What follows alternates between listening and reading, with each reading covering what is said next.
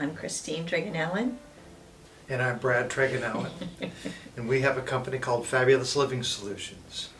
And what we do is we help people who don't qualify for traditional mortgages become homeowners, regardless of financial background or credit scores. So it's pretty exciting stuff. We qualify them based on their ability to pay.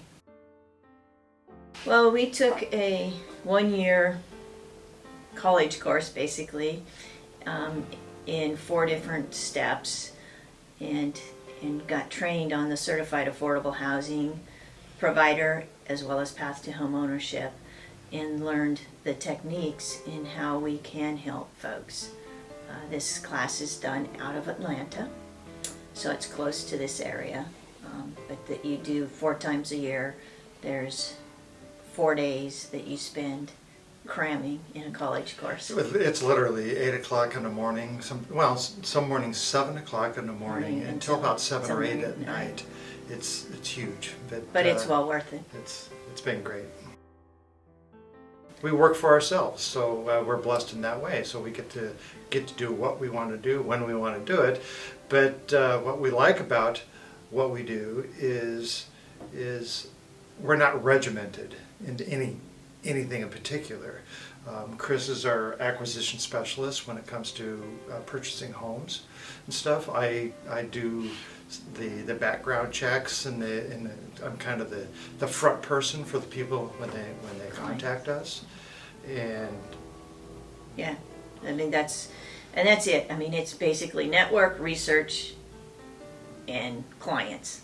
I mean, those are our 3 priorities throughout. Now, is there other stuff that goes along with any business, like paying bills and doing all of that? Of course, but I mean, our main focus is clients, and then finding them homes. Research. If we don't have homes, then we have research, and we have ways of purchasing homes outside of the typical retail way of purchasing a home. Yeah. When we bought our very first home 30 years ago, we didn't qualify.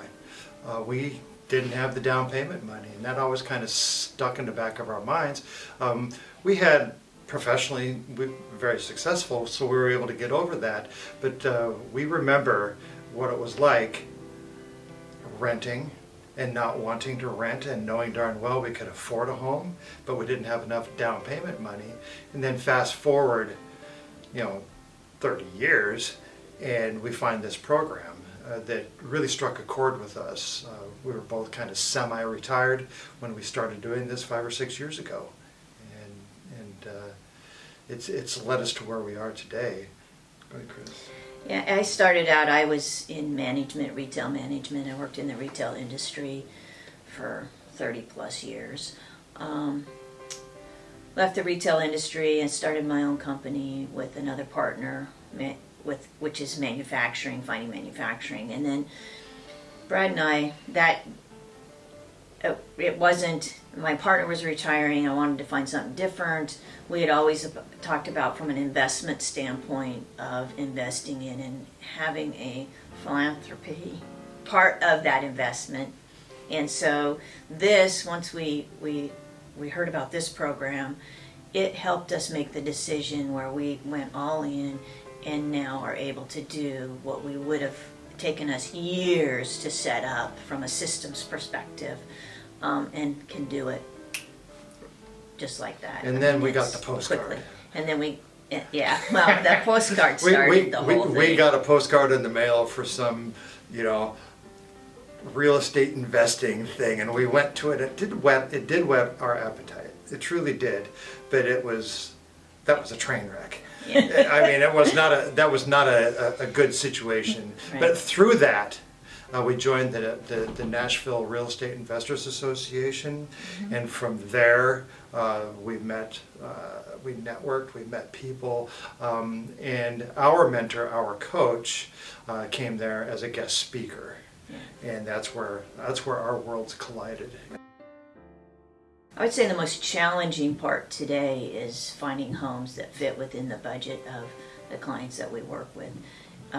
They're out there. They're just a lot tougher to find today than they would have been 5 years ago or even a year ago, in the environment in which we are today. the most rewarding thing we do is seeing the faces of the people that thought they never could own a home. Yeah, we've had tears Yeah. And of joy. Yeah. And that's the most rewarding. Don't pigeonhole yourself into if there is a quality that you really don't see yourself in. If you're not what you don't see yourself as a people person, that doesn't mean you can't do this job. You can do this job, or you can have this career, because there's things you can work on and get yourself out of your bubble that you thought you never would be able to. It challenges you every day. It challenges us every day. There's things that we come upon, and the biggest thing that people do is fear. Fear to start, and the fear that's between here and here, between your two ears that's in your mind, that's what causes you not to do what you dream you could do. And that's what would be my thing, is to follow your dream, and don't let those voices in your head tell you can't do it, because you can do it if you put your mind to it.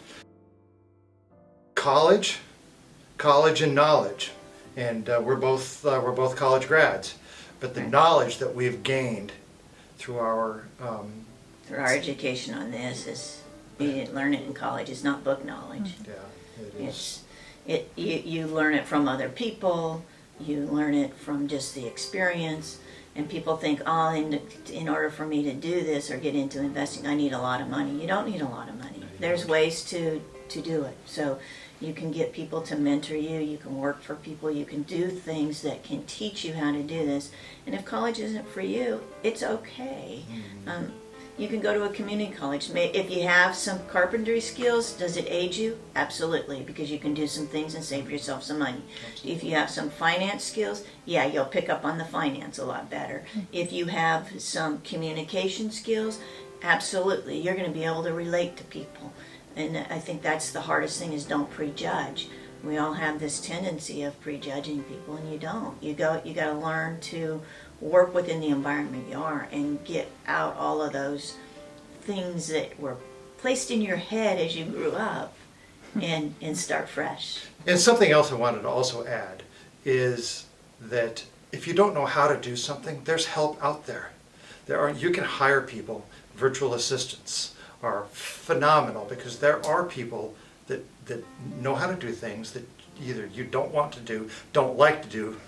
You know, it's out there.